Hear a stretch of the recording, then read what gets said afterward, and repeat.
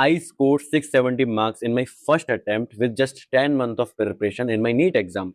And how could I able to do that, right? मेरा ऐसा क्या डेली रूटीन रहता था जिसके बदौलत मैं इतना अच्छा स्कोर कर पाया इतने कम समय के अंदर। और इस पर्टिकुलर टॉपिक को ही हम आज डिस्कस करने वाले हैं कि आखिर जब मैं कोटा में पढ़ रहा था तो ऐसी क्या रूटीन फॉलो करता था जिसके बाद में इतने कम समय के अंदर इतना अच्छा स्कोर कर पाया। Because there are lot of people who are asking me this question. तो बिना ज्यादा समय बर्बाद करते हुए सीधे टॉपिक पे आते हैं कि how could I able to do that thing. क्योंकि मेरे भी अभी एग्जाम चल रहे हैं राइट नाउ, बट फिर भी मैं समय निकाल के वीडियो बना रहा हूँ सिर्फ आपके लिए। तो वीडियो को एंड तक जरूर देखिएगा एंड जो लोग सीरियस हैं वही देखिएगा, जो लोग नहीं है please leave it the video right here right now. Okay, so let's get to the topic. तो starting with my daily routine during my NEET preparation. सबसे पहले हम उस चीज को पकड़ेंगे जो सबसे मोस्ट इंपोर्टेंट थिंग है पूरे मेरे दिन के अंदर, मेरी स्लीप। ये मैं आखिर कितने घंटे सोता था, कितने बजे से कितने बजे तक सोता था। It's depend on every person. सबका बायोलॉजिकल क्लॉक अलग होती है, अपने हिसाब से आप चेक कर सकते हो कि आपकी बायोलॉजिकल क्लॉक क्या है, उसके हिसाब से अपने टाइम फिक्स करिए। मेरी बायोलॉजिकल क्लॉक थी कि मैं रात में 10 बजे सोता था और सुबह 4 बजे मेरी नींद अपने आप खुल जाती थी, बिना कुछ अलार्म क्लॉक के, बिना किसी के। It was my biological clock जो कि मैंने बहुत प्रैक्टिस के बाद अपनी फिक्स कर पाई थी। ठीक है, तो it's come with the practice. It's not like कि आप एक ही दिन में लेकर आ सकते हो। मैं 10 बजे सोता था, 4 बजे उठता था और मेरी सुबह 6:30 बजे क्लास रहती थी। सुबह 6:30 बजे मेरी क्लास रहती थी और मेरे को इसलिए 6 बजे निकलना पड़ता था बिकॉज मेरा जो कोचिंग होती थी वो 1 किलोमीटर दूर थी, तो मेरे को पैदल चल के जाना पड़ता था। तो इसी मेरे पास 2 घंटे का विंडो पीरियड रहता था सुबह 4 बजे से लेकर के सुबह 6 बजे तक का। 2 घंटे के विंडो पीरियड में मैं कुछ भी कर सकता था। इट्स ऑन मी कि मैं उसको किस तरीके से एफिशिएंटली यूज़ कर सकूँ। तो मेरा सिंपल टारगेट ये रहता था कि अपना जो मॉर्निंग का डेली रूटीन होता है वो तो करना ही है, खाना-पीना सब करना है, नहाना-वहाना, ठीक है? लेकिन उसके अलावा मेरा ये भी रहता था कि जो भी मेरा कल पढ़ाया गया था क्लास के अंदर उसको एक बार मैं और देख के चला जाऊँ क्लास में जाने से पहले, so that I could able to connect कि मेरे क्लास में कल क्या पढ़ाया गया है, so that I could not able to get lost जो आज मेरे को पढ़ाया जाएगा। है ना? तो वो कनेक्शन रहे माइंड के अंदर, उसी वजह से मैं उस छोटा-सा 1 घंटा लगता था, ज़्यादा समय लगता नहीं था, वो करके चला जाता था। है ना? और जब मैं क्लास जाता था तो आराम से मस्ती करके अपने रास्ते में जाता था। मतलब it was like a very fun thing. है ना? मैं गाने सुनते हुए जाता था, डांस करते हुए जाता था रास्ते में, because I was just enjoying the process at that time. ठीक है? मेरे को मज़े आते थे हर चीज़ करने में, जो भी मैं करता था। इट वाज़ नेवर कि मैं अपने आप को फ़ोर्स कर रहा था चीज़ों को करने में। स्टार्टिंग में था, बट समय आते-आते मैं वो चीज़ों को एन्जॉय करने लग गया था, बिकॉज़ रिजल्ट्स देखने लग जाते हैं, तो आप प्रोसेस को एन्जॉय करने लग जाते हो एट द एंड। ठीक है? जब मैं क्लास जाता था तो मेरे वहाँ पे एक दोस्त रहता था। उस दोस्त से जाकर के मेरा कॉम्पिटिशन रहता था कि भाई कौन पहले आएगा। तो मैं हमेशा उसका मेरे बीच में कॉम्पिटिशन चलता रहता था, बिकॉज हमें आकर के पहली सीट ऑक्यूपाई करनी रहती थी, टीचर्स के सामने बैठना होता था। मेरे को बस ऐसा शौक था कि टीचर्स के जाके सामने बैठूं एंड उनसे जाके डिस्कस करूं क्लास के अंदर। सुबह 6:30 बजे 7 बजे हमारी क्लासेस स्टार्ट होती थी, 1:30 बजे तक हमारी क्लासेस चलती थी। दिन में ऑलमोस्ट 3 से 4 क्लासेस रहती थी हमारी। तो मेरा ये टारगेट रहता था कि क्लास में जब हम बैठे हैं तो क्लास में ढंग से उसको सुनो। नोट्स वोट्स सब सब बन जाएँगे, लेकिन मेरा हमेशा ये टारगेट रहता था क्लास में बैठ कर के क्लास को ढंग से सुनना है मेरे को, बिकॉज़ अगर मैं क्लास को ढंग से सुन लूँगा तो मेरे को बाद में उसको रिकॉल करने में ज़्यादा दिक्कत होगी नहीं, राइट? बिकॉज़ सारी चीज़ें मेरे माइंड में ऑलरेडी फीड हो जाएँगी वो, राइट? यही करता था मैं, लाइक चारों क्लासेस के अंदर क्लासेस को ढंग से सुनता था, नोट्स बन जाए बनाता था, नहीं तो सामने वाले बगल वाले दोस्त से कॉपी कर लेता था बाद में, ठीक है? बीच का 10 मिनट गैप मिलता था तो कोशिश करता था कि उसके बीच में एक्टिव रिकॉर्डिंग कर लूँ या टीचर से जाके डाउट पूछ लूँ। मतलब मैं पूरा कोशिश करता था कि अपना एक-एक सेकंड, एक-एक मिनट का अपना एफिशिएंटली यूज़ करूँ, ठीक है? ये ऐसा करते-करते, मस्ती करते-करते, क्लास में टीचर्स की सुनते-सुनते, क्लास में टीचर्स के साथ मस्ती करते-करते मेरा पूरा जो है 4 घंटे, 5 घंटे क्लास के अंदर निकल जाते थे। 1:30 बजे क्लासेस खत्म हो जाती थी। मैं आराम से 2 बजे तक रूम पे आ जाता था। मेरा टारगेट अब रूम पे आके ये रहता था कि सबसे पहले खाना-पीना खा के तो बाद में आएँगे। मैं पहले क्लास से आकर के आधा घंटा बैठ के एक्टिव रिकॉलिंग करूँ कि मेरे को क्लास के अंदर क्या-क्या पढ़ाया गया है, वो सब चीज़ मैं अपने माइंड के अंदर पिक्चर बनाने की कोशिश करूँ। Because that's the most important thing. तभी मेरे को बाद में जाके और हेल्प होती थी to practise my questions, because मेरे को सारी चीज़ें इधर रिटन रहती थी एंड यही तो चाहिए। अगर आप एग्ज़ाम देने जा रहे हो अपने नीट का, तो आपके इधर सारी चीज़ें स्टोर रहनी चाहिए, बिकॉज़ नोट्स के अंदर तो सब चीज़ें है, लेकिन नोट्स तो लेकर आप जाओगे नहीं। तो हमेशा मेरा मेन टारगेट ये रहता था कि जितना भी मैं पूरे दिन में पढ़ रहा हूँ, जितना भी मैं हर चीज़ ऑब्ज़र्व कर रहा हूँ, लर्न कर रहा हूँ, वो सारी चीज़ें मैं उसी समय याद कर लूँ। समझ में आती हैं, देखो समझ में सब कुछ आता है हम सभी को, लेकिन समझने से क्वेश्चन सॉल्व नहीं होते हैं, राइट? क्वेश्चन सॉल्व होते थे याद करने से। तो मेरा हमेशा मेंटली टारगेट ये रहता था कि मैं क्वेश्चंस करूँगा, क्वेश्चंस गलत नहीं होने चाहिए, क्वेश्चंस गलत नहीं होने चाहिए तो मेरे को चीज़ें याद रहनी चाहिए, और चीज़ें याद रहनी चाहिए तो मेरे को हर चीज़ याद रहनी चाहिए कि मेरे को पूरे दिन में सीख रहा हूँ। तो मैं हर समय एक्टिव रिकॉलिंग में रहता था, हर समय। लाइक जब भी मैं आ रहा था, जा रहा था, रास्ते में आता था, खाना-पीना खाता था, हर समय मैं सोचता रहता था अपने माइंड के अंदर फ़ॉर्मूलाज़, इक्वेशंस, बायोलॉजी की एनसीईआरटी की लाइन्स, ये सब मेरे माइंड में हमेशा चलता रहता था, ठीक है? तो इस हिसाब से लाइक ऐसे ही 2 ढाई बज जाते थे, 3 बज जाते थे, फिर मैं आराम से मेरे को सब पता था कि मेरे को क्या-क्या चीज़ें माइंड में याद है, क्या-क्या चीज़ें याद नहीं है because active recalling helps you to find your weak points. तुमने आज क्या-क्या चीज़ों पे ज़्यादा ध्यान दे पाया और कौन-कौन चीज़ों पे तुमने ध्यान नहीं दे पाया। क्योंकि जो चीज़ों पे तुमने ध्यान नहीं दे पाया, वो चीज़ मुझे याद ही नहीं आती थी एंड वही चीज़ मैं जब नोट्स में जाके देखता था और इससे मेरे को जो है बहुत ज़्यादा एफिशिएंसी से अपने नोट्स को रिवीजन कर पाता था बिकॉज़ मेरे को टाइम कम लगता था।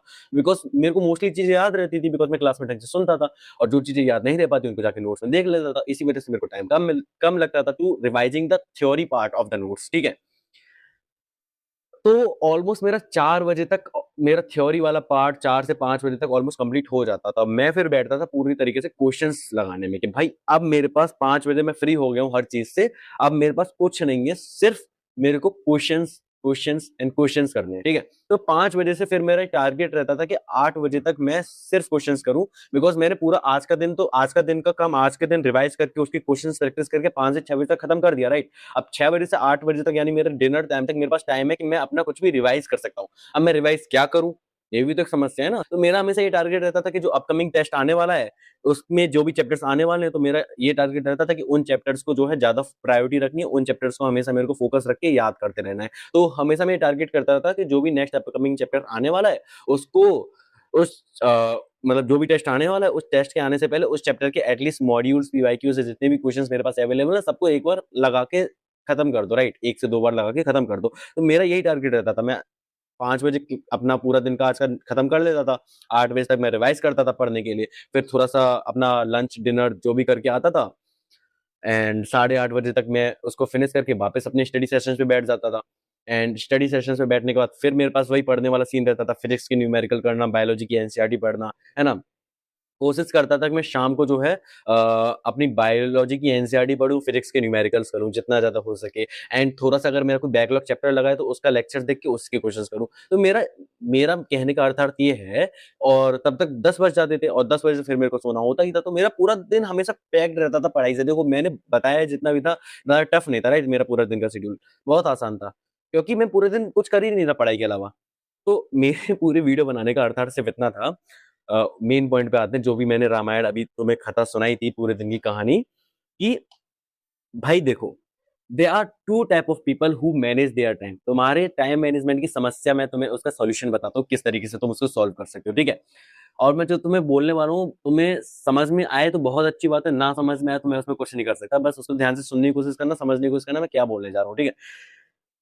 There are 2 type of people भाई और बहन जो भी है, जो अपना समय मैनेज करते हैं, ठीक है? There are 2 type of people, ठीक है? पहला इंसान वो होता है जो अपना समय मैनेज करता है, जो अपनी ज़िंदगी जी रहा है। इन द सेंस वो खाना खा रहा है, उसको वो नहा रहा है, सो रहा है, सब काम कर रहा है। अपनी ज़िंदगी में दोस्तों से बातें भी कर रहा है और अब उसके बीच में वो अपनी पढ़ाई को मैनेज कर रहा है। दूसरा पर्सन जो है, वो पूरा दिन पढ़ाई कर रहा है। Like he is continuously studying like सुबह उठने से रात के सोने तक वो पढ़ाई करता रहता है। अब उसको भूख लगती है तो वो खाना खाता है, उसको प्यास लगती है पानी पीता है, उसको नींद आती है तो सोता है। ठीक है?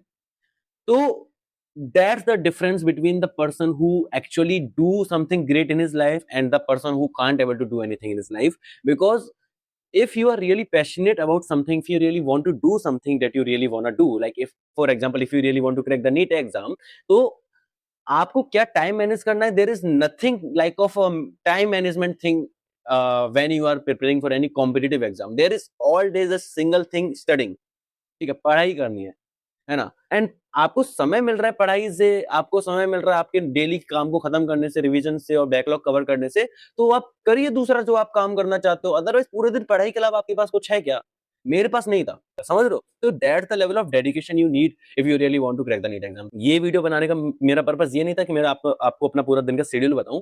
मेरा ये वीडियो बनाने का पर्पस सिर्फ इतना था कि आपको ये चीज फील हो कि आप कितना ज्यादा अभी अपने डिसिप्लिन में लैग कर रहे हो, आप कितना ज्यादा अभी आप अपने वो डेडिकेशन में लैग कर रहे हो कि आपको ये वीडियो देखनी पड़ रही है कि सामने वाला क्या टाइम मैनेज करता था, ना कि आप अपना खुद पढ़ाई कर रहे हो, राइट? तो आप लोगों का बहुत-बहुत धन्यवाद वीडियो के अंत तक बने रहने के लिए। एक छोटी-सी अनाउंसमेंट मेरे को करनी है जाते-जाते कि there was a lot of people in comment section on my Instagram DMs and everywhere just like asking me कि भैया जी प्लीज़ हमें गाइड कर दीजिए पर्सनली, हमें आपकी गाइडेंस की ज़रूरत है। We really want to crack the NEET exam in our first attempt, हमें दूसरा अटेम्प्ट नहीं देना, हमें अपना समय बर्बाद नहीं करना, साल बर्बाद नहीं करना and they are stuck in this preparation, they don't know how to move forward from there, right? मैं वीडियो बना देता हूँ, मैं तुम्हारी हेल्प कर देता हूँ वीडियो को बना के एंड मुझे लगता है कि मैं इसके अंदर सब कुछ सच्चाई ही बोलता हूँ, जो कि मैं रियल एक्सपीरियंस है उनको शेयर करता हूँ, तुम लोगों की पूरी-पूरी हेल्प करने की कोशिश करता हूँ from the videos. But I know कि हर किसी की सिचुएशंस अलग होती हैं, हर कोई सेम फॉर्मूले को फॉलो नहीं कर सकता, राइट? एंड जो फॉर्मूला मैंने फॉलो किया, ज़रूरी नहीं कि वो फॉर्मूला फॉलो करके तुम्हारा भी सिलेक्शन हो जाए, राइट? तो एक छोटा-सा इनिशिएटिव तुम लोगों के लिए लेने की कोशिश करिए, हालाँकि मेरे पास टाइम नहीं है, मेरे अभी भी एग्ज़ाम चल रहे हैं, है ना? बस सिर्फ तुम लोगों के लिए मैंने एक मेंटरशिप छोटी-सी स्टार्ट करी है अपनी, जिसके अंदर 1 घंटे का कन्वर्सेशन रहेगा हम लोगों के बीच का, तुम्हारा और मेरा one on one personal mentorship session, है ना? जिसके अंदर तुम्हारा जो भी समस्या है, उनको मैं सुनूँगा, तुम्हारी समस्या तुम्हारे समय के अकॉर्डिंग, तुम्हारे लिए क्या सही है, उसके अकॉर्डिंग मैं तुम्हारे लिए तुम्हारा नीट का स्ट्रक्चर्ड प्लान बनाने की कोशिश करूँगा और एवरीथिंग जो कि मैंने अपने कोटा के टाइम अपने लिए करी थी, to help me score good in my NEET exam, सब कुछ मैं उसके अंदर तुम्हें बताने वाला हूँ 1 घंटे के अंदर, है ना? काफ़ी अच्छा सेशन रहने वाला है। एंड मेरे पास ज़्यादा समय है नहीं, तो मैं सिर्फ़ दिन में 1 सेशन पर डे एक बच्चे के साथ लिया करूँगा। तो जितना जल्दी तुम बुक कर लोगे, उतना जल्दी तुम्हारा नंबर आ जाएगा, अगर तुम लेट करोगे तो शायद हो सकता है तुम्हारा नंबर लेट हो जाए। If you need me to solve your problems and help you figure out that how you can tackle all the issues, all the challenges you are facing in your NEET exam right now और currently, and you really want to crack your exam this time, you really want to make this attempt last attempt, तो I think you should go for it। नीचे link दी होगी description में, उसपे जाके देखो, उस पे क्लिक करो, तुम्हें सारी डिटेल उसके अंदर मिल जाएँगी and remember trust is the main pre requesting factor for this. अगर तुम मेरे पे ट्रस्ट करते हो, अगर हम एक-दूसरे पे ट्रस्ट कर सकते हैं, तो फिर बाकी सारी चीज़ें मेरे पे छोड़ दो। मैं तुम्हें विश्वास दिलाता हूँ कि अगर तुम मेरे पे ट्रस्ट करोगे, मेरी सारी चीज़ें बताई हुई चीज़ों को फॉलो करोगे, तो there is no one who can stop you from cracking your NEET exam in your first attempt, ठीक है? तो ले लो भाई, लिमिटेड ऑफर है, ठीक है? तुम लोगों के लिए सिर्फ कुछ ऐसा इंटरफ़ेस दिखेगा, मैं शायद इधर भी लगा दूँगा, कहीं भी दिख जाएगा तुम्हें, लिंक जाके डिस्क्रिप्शन में जाके चेक कर लेना, okay? Till then wish me luck for my exams क्योंकि अभी मेरे एग्ज़ाम्स हैं, मेरे को जाके देने आने हैं, ओके? Bye bye.